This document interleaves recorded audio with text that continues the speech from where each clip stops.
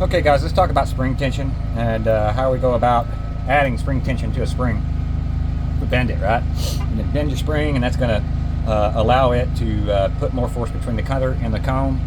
And the only way to go about changing the shape of this spring without messing this spring up, in my mind, there's nothing out there commercially available to alter the shape of a spring to where you end up with more spring tension without a negative effect, on that altered spring. But I'm going to show you the right way to do it.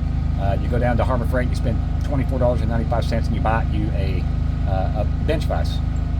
And then we're going to take a 3-inch cutoff wheel, and we're going to put a slot in that back jog, just right there, to where it'll accept a flathead screwdriver right there. And you now have a badass spring tool. You take your spring. I'm going to do it with my right hand so you can see what I'm doing. I just push down with my thumb right there, slide that bad boy in. Once I get it even, I'm going to tighten up my vise. That's it. And I'm tight on the spring, but I'm not squishing it, because if you see, the socket's still moving around, so I'm not altering anything as far as shape is concerned at this point. And then from there, we're going to take a flathead screwdriver. It has to be a Milwaukee brand screwdriver. If you're using a different brand screwdriver, we're going to have to talk about that too, but we'll talk about that in a different video because it's actually bullshit.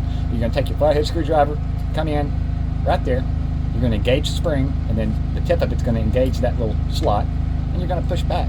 That's it. And it's going to allow you to add 3/4, maybe a ½ pound of spring tension without altering the spring and the shape of the spring in a manner in which it's going to be detrimental to it in some other way. And if you want to hear all the detrimental shit you can do to a spring, I can go on, man, for hours, on that. I don't want to, because I made, like, every video I've made so far has been about 5 minutes, and so I'm just going to leave all that shit out. But that is the proper way to add spring tension to a cutter blade spring without messing up your spring.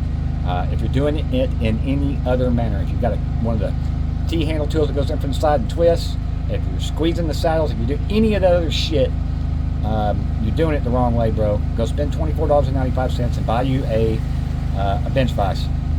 I actually bought this one today and altered it today because the one that I've been using forever and a day is this Ironton 3-inch, right?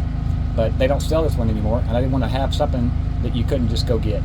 You can tell I've been using it for a long time. I've actually slotted it, messed up my little slot that I had in there. I've stuck my screwdriver in it 100 million times. But I went and bought one of these 2.5-inch ones. What's cool about this one too is I use this only for purposes of altering the shape of a spring.